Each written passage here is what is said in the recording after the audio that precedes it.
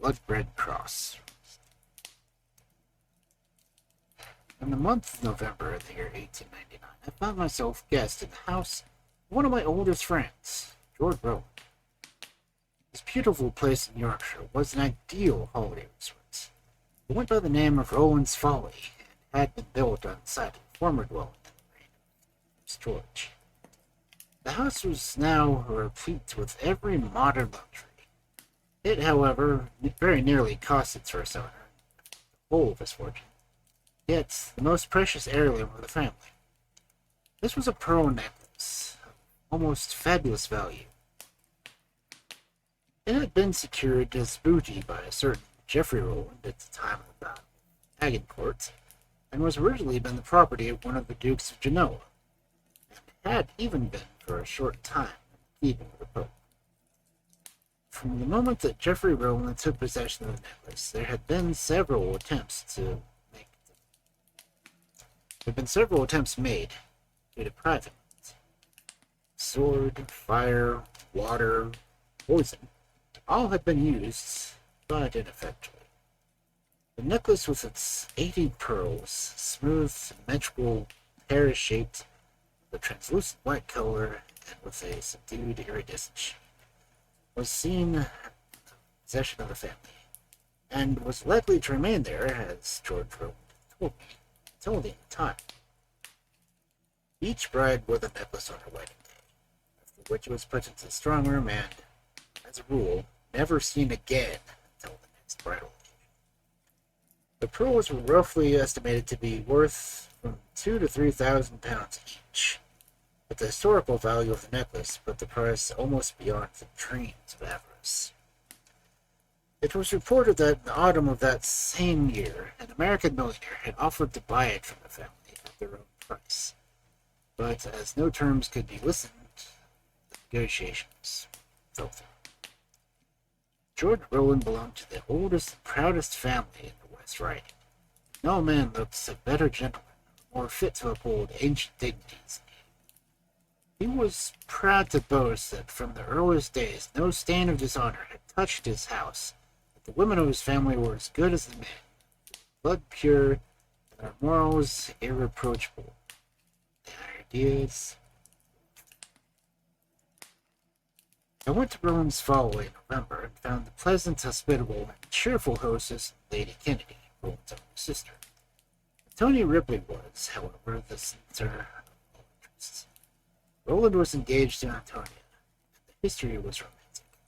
Lady Kennedy told me all about it. She is a penniless girl without family, somewhat snappishly. I can't imagine what George was thinking of. How did your brother meet her? We were both in Italy last autumn. We were staying in Naples at the Vesti. An English lady was staying there with the name of Studley. She died when we were there at the hotel. She had under her charge a young woman, the same Antonia who is now engaged to my brother. Before her death, she begged us to befriend her, saying that the child was without money and without friends. All Miss Studley's money died with her. We promised, not being able to do otherwise. George fell in love almost at the first sight. Little Antonia was provided for my bosom, engaged to my brother. I have nothing to say against the girl, but I dislike this sort of match very much. Besides, she is more foreign than English. Cannot Miss Ripley tell you anything about her history? Nothing except that Miss Studley adopted her when she was a tiny child. She says also that she has a dim recollection of a large building crowded with people, and a man who stretched out his arms to her and was taken forcibly. That is all. She is quite a nice child, amiable, and touching in ways with a pathetic face.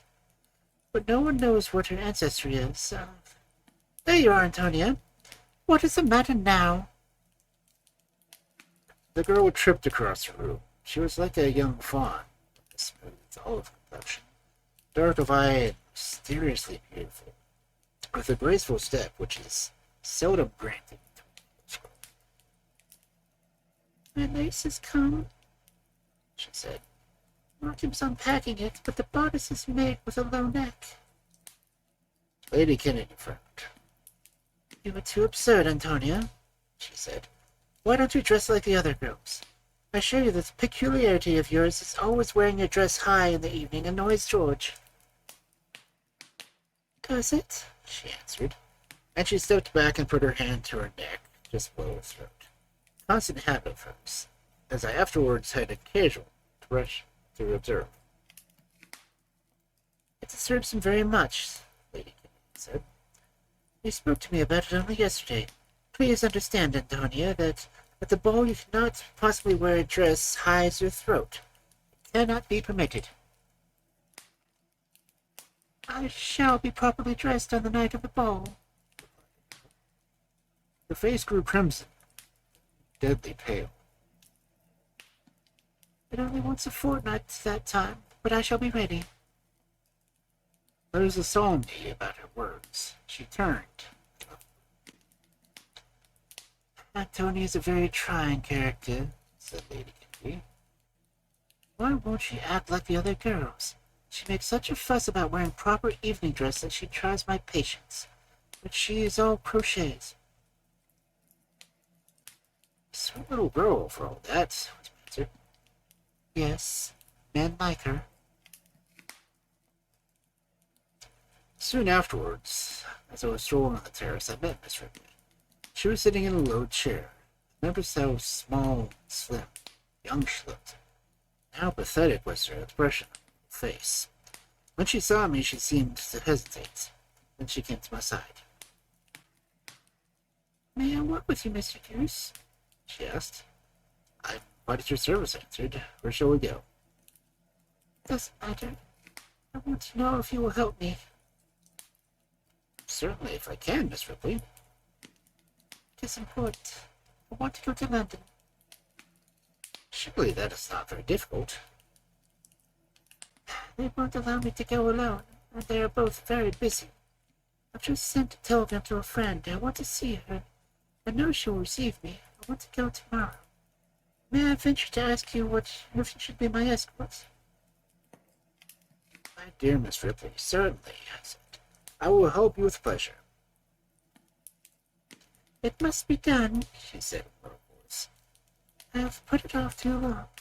When I marry him, he shall not be disappointed." "I do not understand you," I said. "I will go with you with the greatest willingness." She smiled. The next day, much to my own amazement, I found myself traveling first class up to London, with little Miss Ripley as my companion. Neither Roland nor her sister had approved, but Antonia had her way. In fact, I was escorting her, cleared off some difficulties. During our journey, she bent towards me and said in a low tone, "Have you ever heard of the most wonderful, that great woman, Madame Sara?" I looked at her intently. "I have certainly heard of Madame Sara," I said with emphasis, "but I sincerely trust that you have nothing to do with her." "I have known her almost my whole life," said the girl. "Mrs. Dubbin knew her also. I love her very much. I trust her. I'm going to see her now." "What do you mean?" "It was her I wired yesterday. She will receive me. She will help me. I'm returning to the Fall tonight. Will you add to your kindness by escorting me home?" "Certainly." At Euston, I put my charge into a hansom, arranging to meet her at the departing platform at 20 minutes to 6 that evening. Then, taking another hansom, drove as fast as I could to Vandor's address. During the later part of my journey to town, a sudden, almost unaccountable desire to consult Vandeleur had taken possession of me. I was lucky enough to find him at his busiest of men, at home and at leisure. He gave me an exclamation of delight when my name was announced, and when he came towards me with an outstretched hand. "I was just about to wire you, Druce," he said. "From where have you been sprung?" "No less a place than Roland's Folly," was my answer. "Lord, you're amazing. And you have met Miss Ripley, George Roland's fiancée? Have you heard of the engagement, Reveler?" "I was not. What sort is young lady? I can tell you all I want to know, for I have traveled up to town with her. Aha! He was silent for a moment, evidently thinking hard. Then drawing a chair near me, he seated himself. How long have you been asked to rule this folly? He asked. Nearly a week. I have to remain until the wedding. I consider Roland a lucky man. He is marrying a sweet little girl. You think so? By the way, have you noticed any peculiarity about her? Oddly, singularly amiable and attractive. What about habits? Pray think carefully before you answer me. Really, Bentley, your question surprised me. Little Miss Ripley is a person with ideas, and is not ashamed to stick her principles. You know, of course, that in a house like Roland's Folly, it is custom for the ladies to come to dinner in full dress. Now, Miss Ripley won't accommodate herself to the fashion, but will wear a dress high to the throat, however gay or festive occasions. Ah, there doesn't seem to be much in that, does there? I don't quite agree with you. Pressure has been brought on me to bear the girl to make her conform by the usual regulations. And Lady Kennedy, a woman old enough to be her mother, is quite disagreeable. But the girl sticks to her determination. Absolutely, although she promises to yield and to wear a conventional dress at the ball given in her honor next week before the wedding. Vandeleur was silent for nearly a minute, then dropping his voice, he said low, Miss Ripley ever mentioned the presence and name?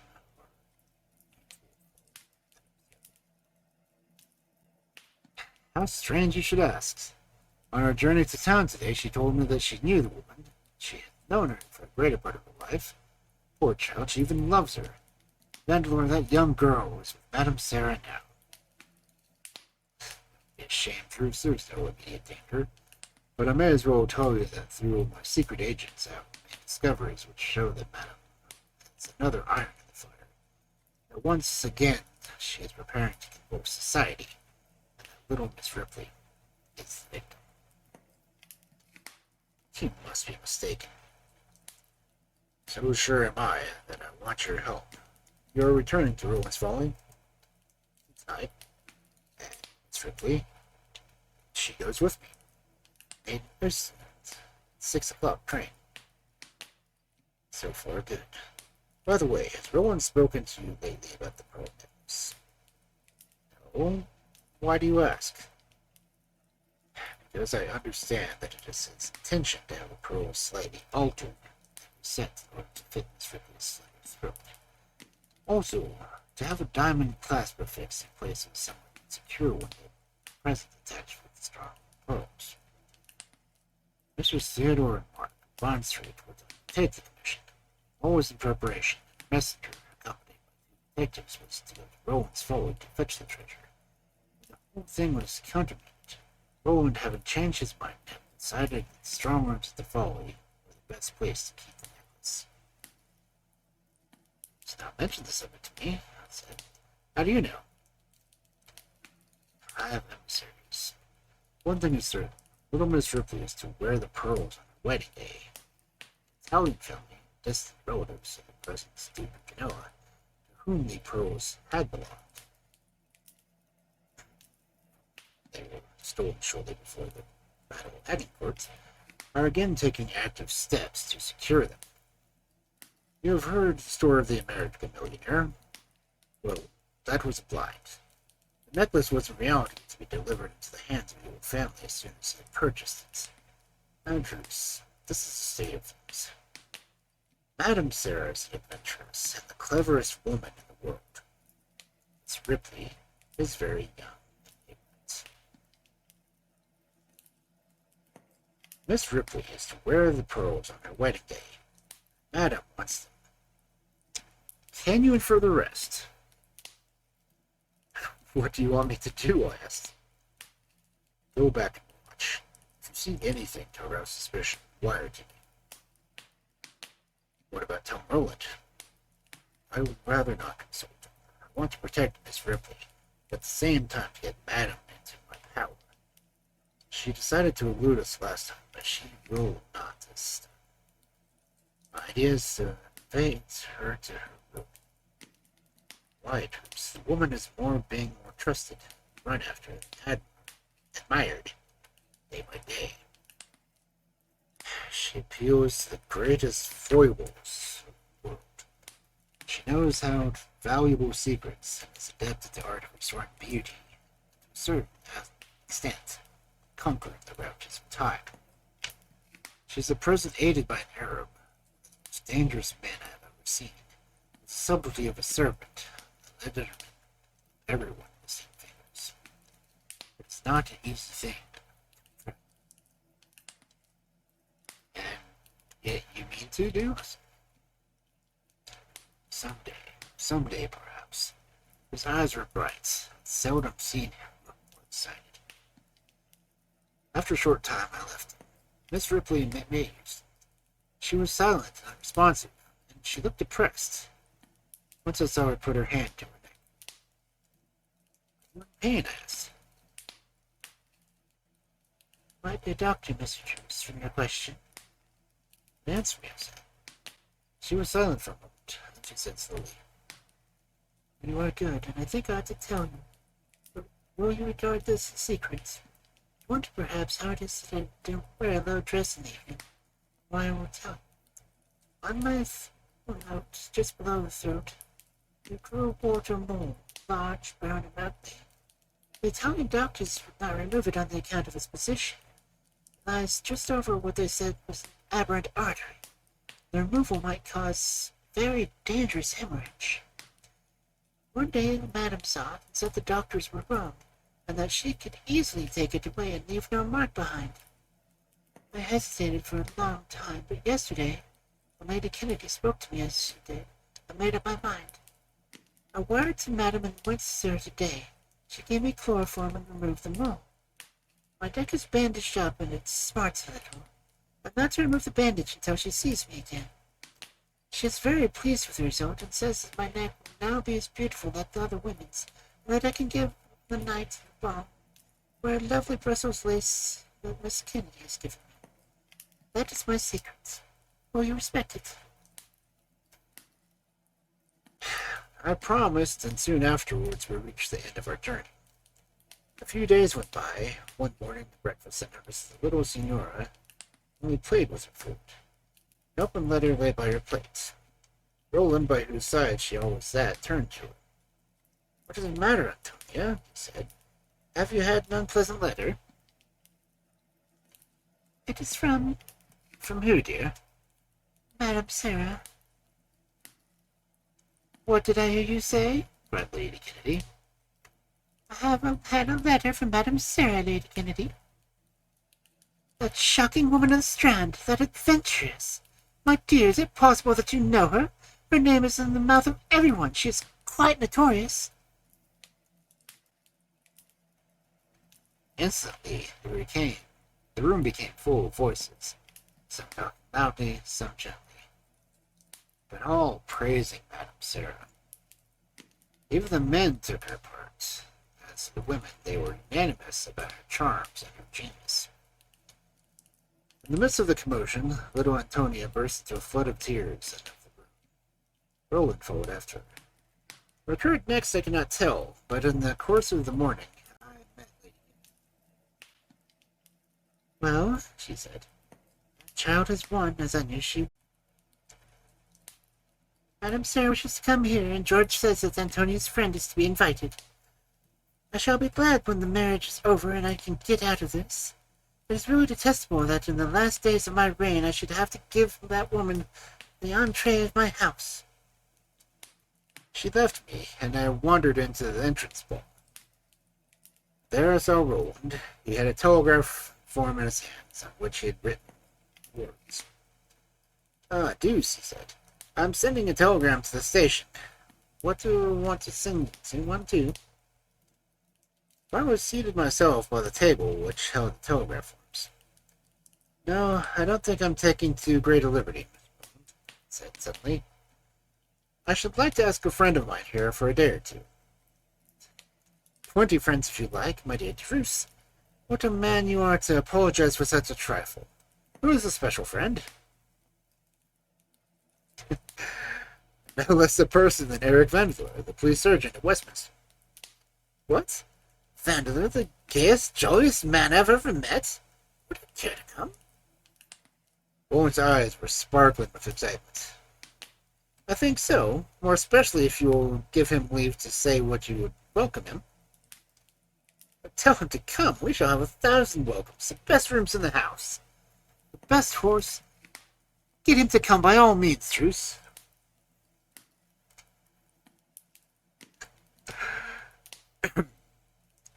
Our 2 telegrams were sent off. In the course of the morning, replies and the information came to each.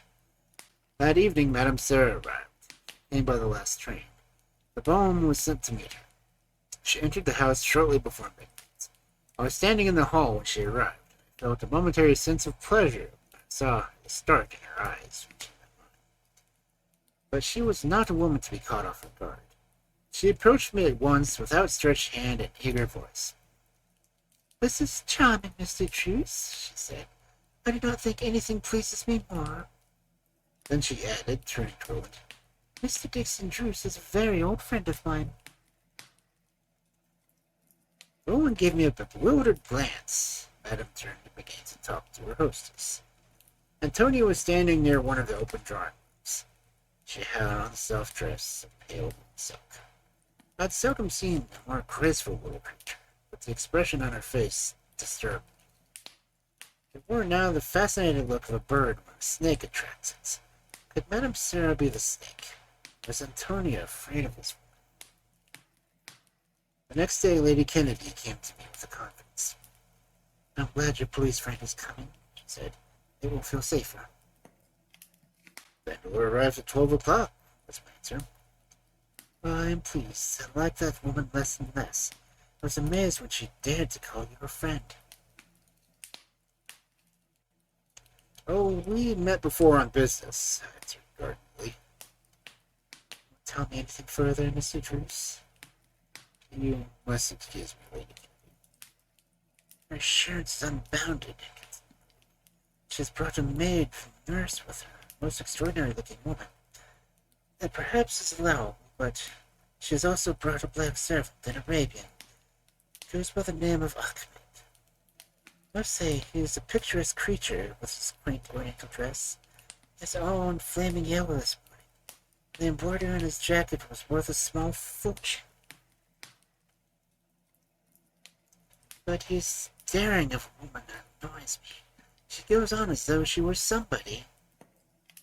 "She is very emphatic for somebody," London society is at her feet. "I hope that Antonia will take her remedies and let her go. The woman has no welcome for me, is an indignant mistress of Roland's folly." I did not see anything of Antonia that morning. At a point in time I went down to the station to meet Vandeleur. He arrived in high spirits, did not ask a question with regard to Antonia, received the information that Madame Sara was in the house with stolid silence, and seemed intent on the pleasures of the moment. "Roland's folly," he said, looking around him, approached the finest house in the whole Yorkshire. "Folly, truly, yet a pleasant one, Druce, eh? I fancy." He added with a slight smile, "But I am going to have a good time here. I hope you will disentangle the most sanguine scheme." He shrugged his shoulders. Suddenly his manner altered. "Who is that woman?" he said, strained anxiety quite apparent in her voice. "The woman?" I asked. "The woman on the terrace in nurse's dress." "I don't know. She was brought here by Madame Sara, a sort of maid, nurse as well. I suppose poor little Antonia must be put under her charge." "Don't let her see me, Druce, that's all. Ah, here is our host." Vandeleur quickened his movements. Next instant he was shaking hands with Roland. The rest of the day passed without adventure. I did not see Antonia. She did not even appear at dinner. Roland, however, assured me that she was taking necessary rest and would be all right tomorrow. He seemed inclined to be gracious to Madame Sara, and was annoyed at his sister's manner of their guest. Soon after dinner, as I was standing in one of the smoke rooms, I held a light hand on my arm, and turning, countered the splendid pose and audacious, bright, defiant glance of the man himself. Mr. Druce, she said, just for a moment. It's quite right that you and I should be plain with each other. I know the reason why you are here. You have come for the express purpose of spying upon me, spoiling what you consider my game.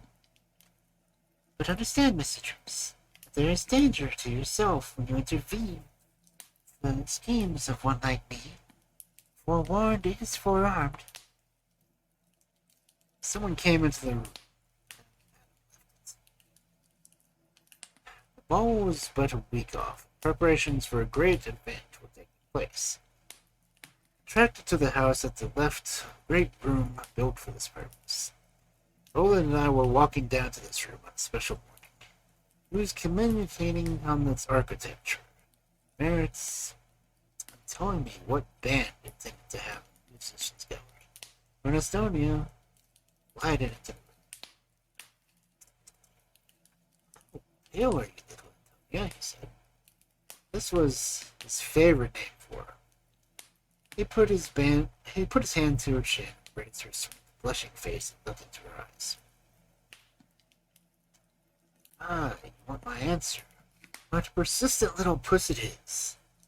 You shall have your way, Tanya. Yes, certainly.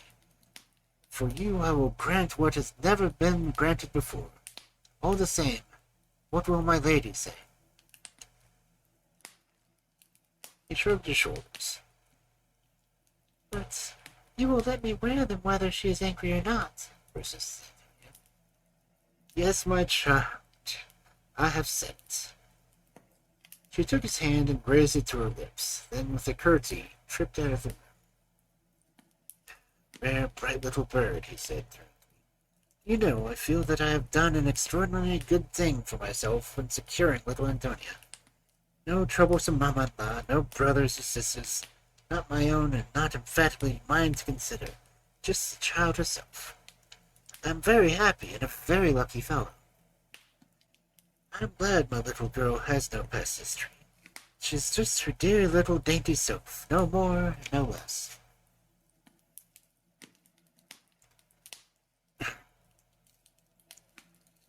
"What did she want with you now?" I asked.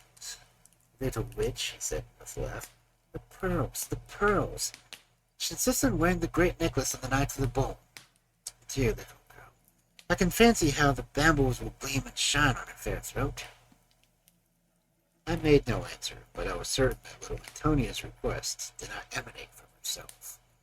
I thought that I would search for Vanlore and tell him of the circumstance, but the next remark of Roland's nipped my project in the bud. "By the way, your friend has promised to be back for dinner. He left here early this morning." "Vanlore?" I cried. "Yes, he has gone to town. What a first-rate fellow he is." "He tells a good story," I answered. "Capital. Who would suspect him of being the greatest criminal expert in the day? But thank goodness we have no need for his services at Roland's Folly."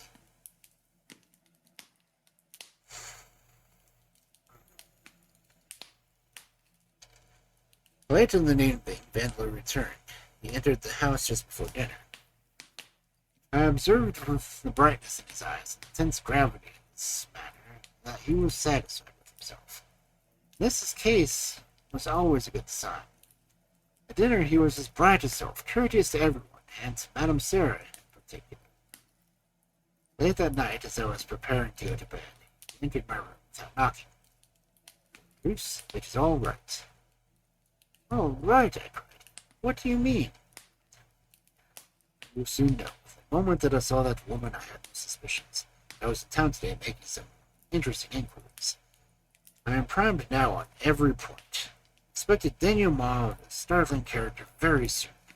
But be sure of one thing. However black appearances may be, your little bride is safe, and so are the pearls." He left me without waiting for a reply. The next day passed, and the next, and I seemed to live on tenterhooks. Little Antonia was gay and bright like a bird. His invitation had been extended by Lady Kennedy at Roland's command. Through the day of the ball, the little Antonia skipped when she heard it. "I love her," said the girl. More and more guests arrived. The days full of meetings. The evenings were lively. Madame was a power in herself. These two, sworn foes at their hearts, aided and abetted each other to make things go brilliantly for the rest of the guests. Roland was in the highest of spirits. At last, the evening before the ball came and went. Wendler's grand coup had not come off. I retired to bed as usual. It's a storm. Rain rattled against the window panes, and the wind sighed and shuddered. I had just put out my candle and was about to seek forgetfulness and sleep. Once again, in his unceremoniously fashion, Wendler burst into my room. I want you at once, Druce, in the bed with Madame Sara's servants. Come into your clothes as fast as you can. Get to join me there. He left the room as abruptly as he had entered it. I hastily dressed with stealthy steps in the dead of the night, to the accompaniment of the ever-increasing tempest, sought the room in question. I found it brightly lighted. Vandals were pacing the floor as though he himself were the very spirit of the storm. The most astonishing sight of all. His nurse, Madame Sara, had brought Roland's Folly, and whose name I had never happened to hear, gagged and bound in a chair, drawn in the center of the room. So I think all nurse, said, pray, take a chair, nurse. We quite understand each other, don't we, nurse? And the facts are wonderfully simple. Your name, as entered in the archives of the crime of Westminster, is not, as you have given out, Mary Jessup, but Rebecca Curt. You escaped from Portland to prison on the night of the 30th, just a year ago. You could not have managed your escape, but for the convenience of the lady whose service you were now in.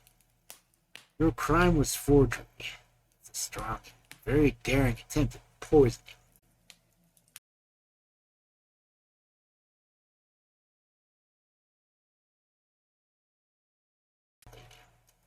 Your knowledge of crime, therefore, is what may be extinct. There are yet 11 years of your sentence to run. You have doubtless served Madame Sara well, but perhaps you can serve me better. You know the consequence if you refuse, for I explained that frankly and clearly before this gentleman came into the room. Druce, will you oblige me? Will you lock the door while I remove the gag? I hurried to obey. The one breathed more freely when the gag was removed. Her face was swarthy red all over. Crooked eyes favored us with many shifty glances.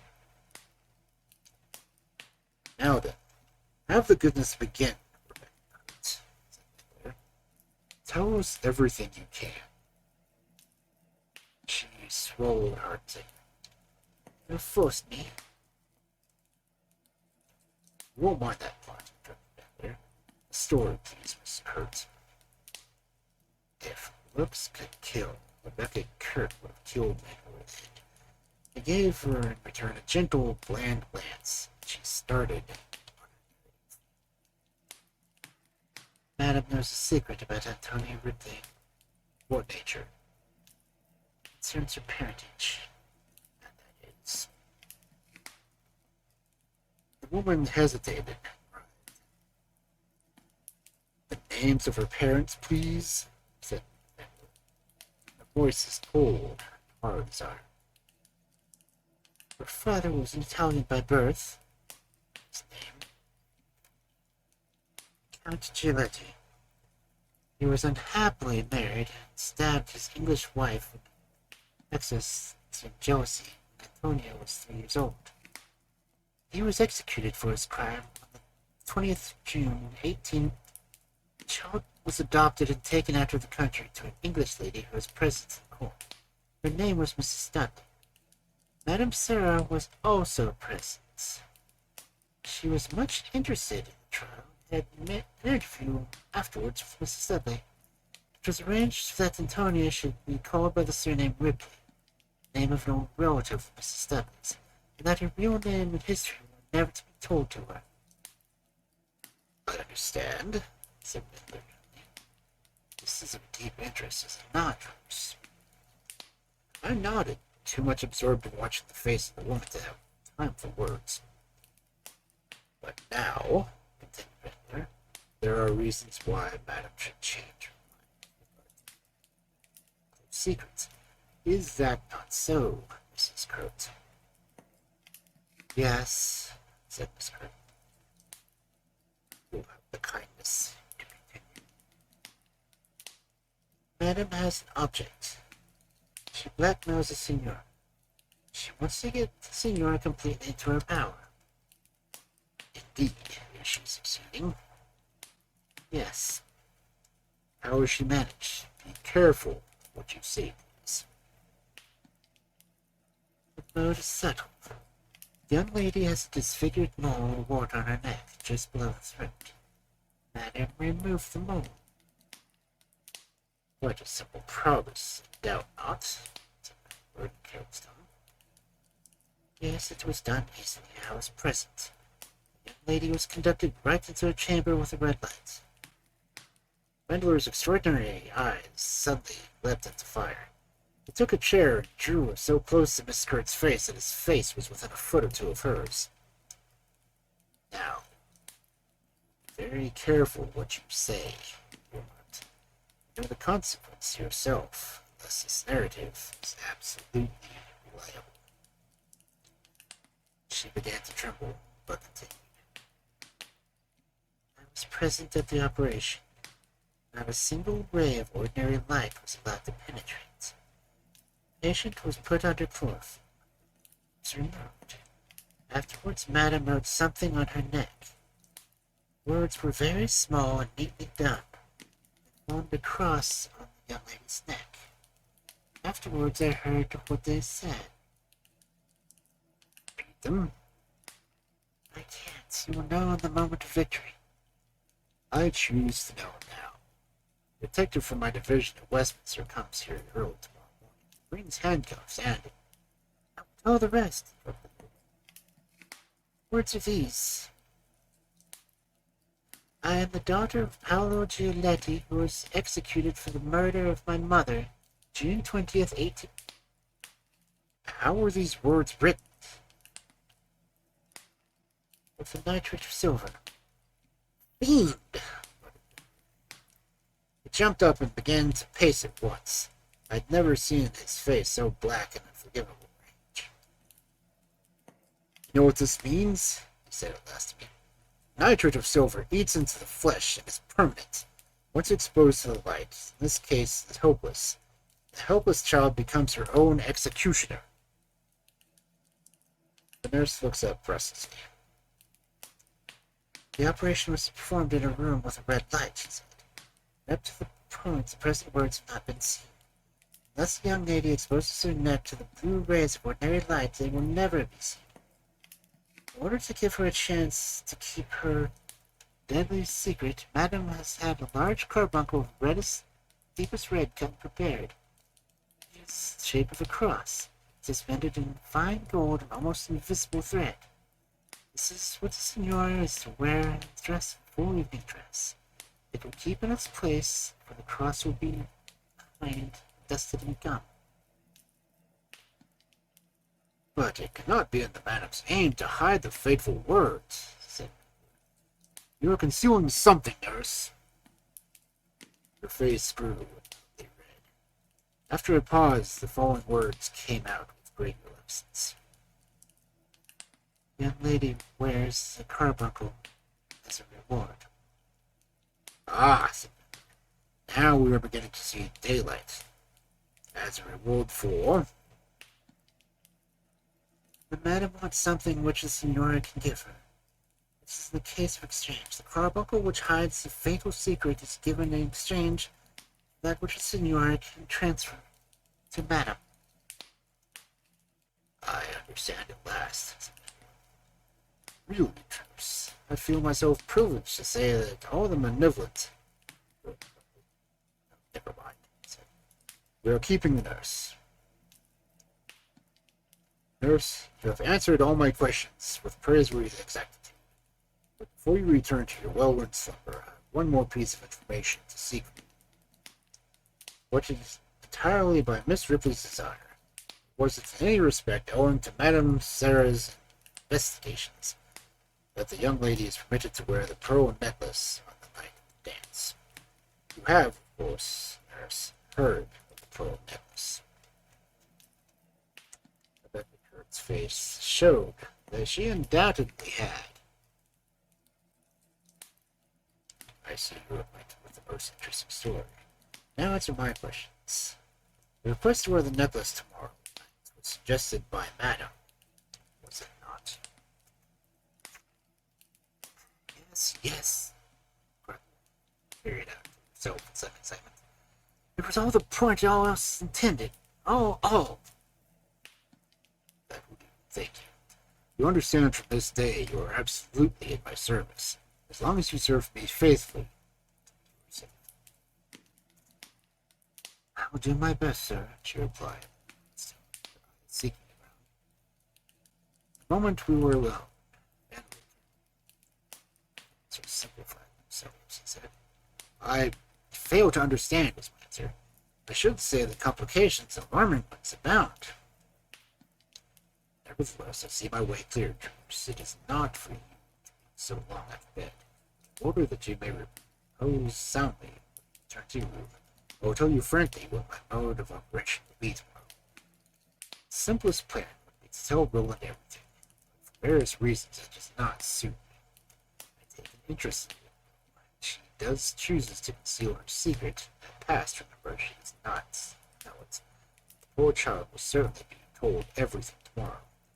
I intend to interfere. In the second place, I am anxious to lay a trap for Madame. Now, two things are evident. Madame Sara's object is coming here to steal the pearls. The plan is to terrify the little signora into giving them to her words, that the fiendish words written on the child's neck may not be seen. As the signora must wear a dress with low neck tomorrow, she can only hide the words by means of the written carbuncle. Madame will only give her the carbuncle if she, in exchange, gives Madame the pearls, you see. You, answered slowly. He drew himself up to a slender height. His eyes became full of suppressed laughter. The child's neck has been injured with nitrate of silver. Nevertheless, until it is exposed to the blue rays of light, the ominous fiendish words will not appear on her white throat. Once they do appear, they will be indelible. Now listen. Madame, with all her cunning, forgot something. To the action of nitrates of silver, there is an antidote. This is nothing more or less than our old friend cyanide of potassium. Tomorrow, nurse, under my instructions, will take the little patient to the room carefully prepared with the hateful red light. Will bathe the neck just where the baleful words are written with a solution of cyanide of potassium. The nitrate of silver will become neutralized and the letters will never come out. But the child will not know that. The terror of Madame's cruel story upon her. She will exchange the pearls for the cross. I think not, for I shall be there to prevent it. Now, Druce, I have told you all that is necessary. Go to bed and sleep comfortably. The next morning dawned dull and sullen, but the fierce storm of the night before was over. The ravages which had taken place, however, in the stately oak park were very manifest, for the trees had been torn up by the roots. Some of the stateliest and largest of the oaks had been deprived of their best branches. Little Miss Ripley did not appear at all that day. I was surprised at her absence. The time had come when doubtless Madame found it necessary to divulge her awful schemes via her child. Amidst that gay houseful of people, no one especially missed her. Even Roland was engaged with many necessary matters, and had little time to devote to his future wife. The ballroom, decorated with real flowers, was a beautiful sight to see. Vandeleur, her host, and I paced up and down. Roland was in great excitement, taking many suggestions, altering his decorations and the other. The flowers were too profuse in one place, too scanty in another. The lights, too, were not bright enough. By all means, have the ballroom well lighted, said Vandeleur. A room like this, so large, with so many doors heading into the passage and sitting rooms out, it will be possible to have a light as brilliant as possible. You will forgive my suggestion, Mr. Roland, but I may speak entirely from the point of view of a man who has acquaintance with some treacherous dealings. Roland started. Are you afraid that an attempt will be made here tonight to steal the necklace? Yes, I think. We won't talk of it, replied Vandler. Act on my suggestion. You have nothing to fear. Roland shrugged his shoulders, crossed the room, and gave some directions to several men who were putting up the final touches. Nearly 100 guests were expected to arrive from the surrounding country. The house was as full as it could possibly hold. Roland was to open the hall with little Antonia. There was no late dinner that day. I say, dress as early as you can. Come down and meet me in our host's study. I looked at him in astonishment and did not question him. I saw that he was intensely excited. His face was cold and stern, and it invariably wore that expression when he was most moved. I hurried into my evening clothes and came down again. Vandal was standing in the study talking with Roland. Guests were beginning to arrive. Musicians were tuning up in the adjacent bowl. Signs of hurry festival pervaded the entire place. Roland was in high spirits and looked very handsome. He and Vandler talked together, and I stood a little apart. Vandler was just about to make a light reply to one of our host's questions when I heard the swish of drapery in the passage outside. Little Antonia, dressed for her ball, entered. She was in soft white lace, and her neck and arms were bare. The effect of her entrance was somewhat startling. Sort of attention, even where not all were interested. Her face, neck, and arms were nearly as white as her dress. Her dark eyes were much dilated. Her soft black hair surrounded her face like a shadow. In the midst of the whiteness, a large red cross sparkled on her throat like living fire. Roland uttered an exclamation and stood still. As for Vandler and myself, we held our breaths in suspense. That might be the next few minutes revealed. There was a look on Antonia's face that aroused our fears. What ailed her?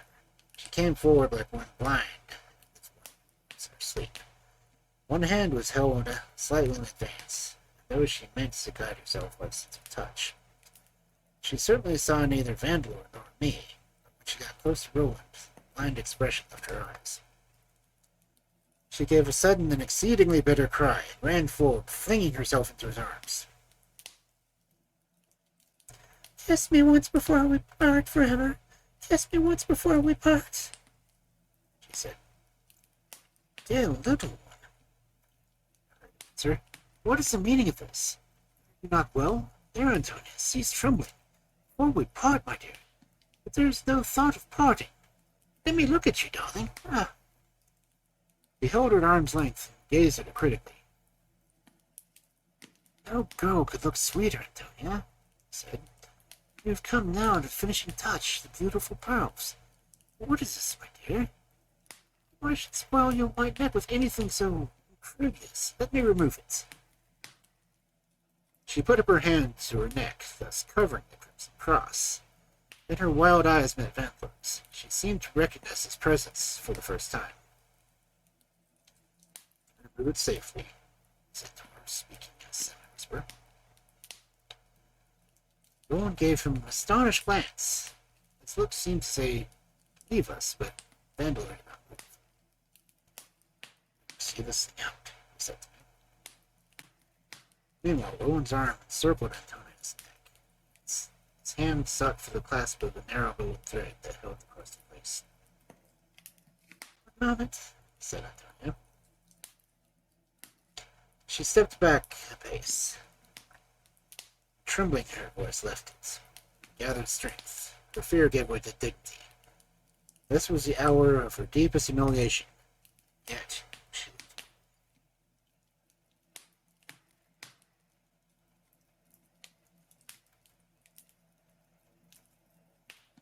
dearest, she said, my kindest and best of friends. I had yielded to temptation. Terror made me weak. Dread of losing her unnerved me, but I won't come to you charged with the same in my conscience. I won't conceal anything from you. I know you won't wish me now to become your wife.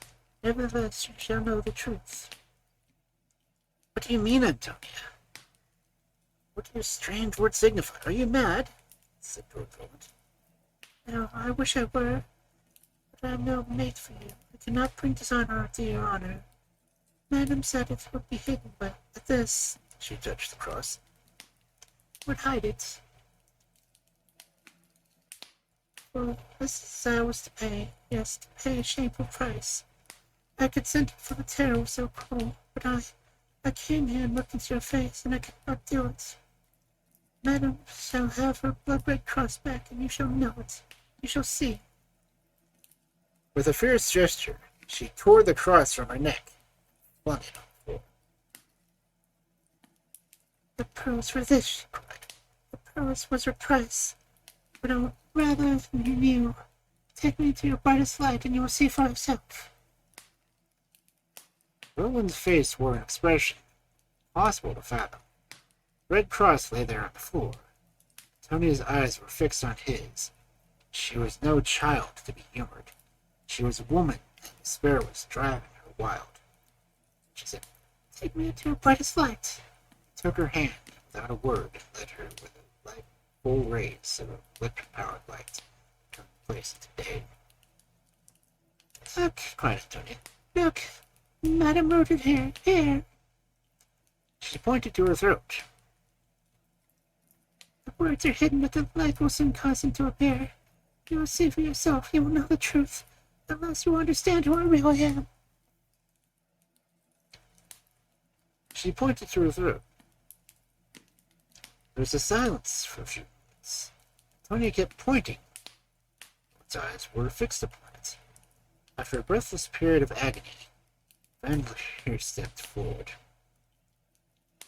Miss Antonia, you've suffered enough. I'm in a position to relieve your terrors. You little guess, Roland, that for the last few days I have taken extreme liberty with regard to you. I have been in your house simply and solely the exercise of my professional qualities. In the excuse of my manifest duties, I came across a ghastly secret. Miss Antonia was to be subjected to cruel ordeal. Madame Sara, for reasons of her own,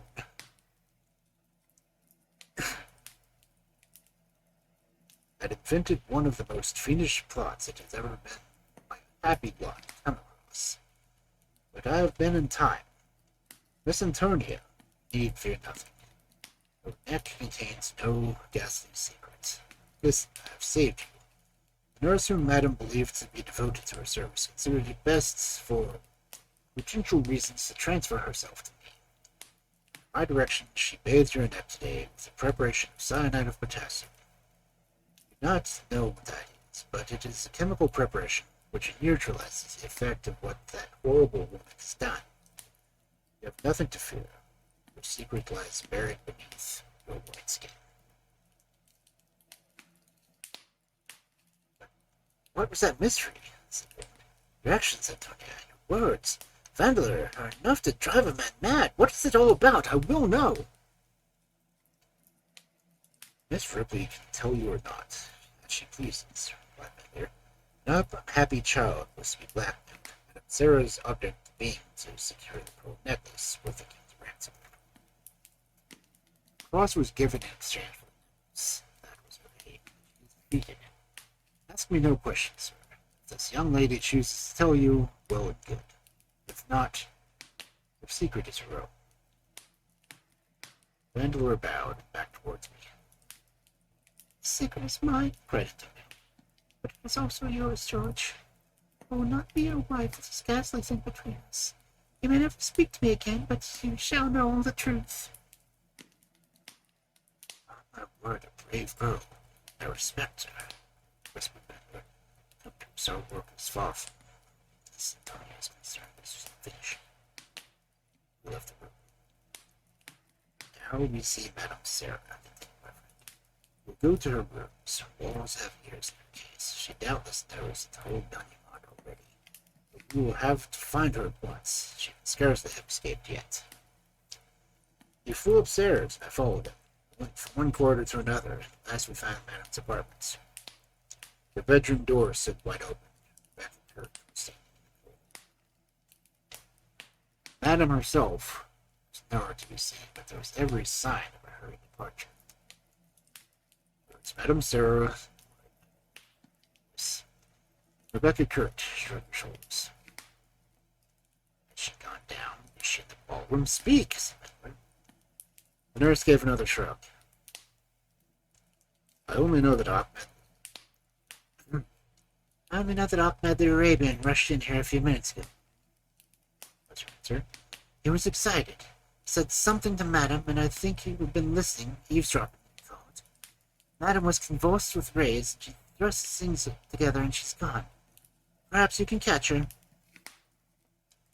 Bankler's face turned white. I'll have a try, he said. Don't keep me, Deuce. He rushed away. I don't know what steps he took, but he did not return his folly. Neither was Madame Sara captured. But notwithstanding her escape, and her meditative crime, notwithstanding little Estonia's hour of terror, the ball went merrily, and the bride-elect opened it with her future husband. On her fair neck gleamed the pearls, lovely, soft luster. What she told Roland was never known. How he took the news as a secret between him, Antonia, and himself. But one thing is certain. No one was more gallant in his conduct, more ardent in his glances of love. As the master of Roland's folly that night. They were married on the day, fixed. Madame Sara was defeated.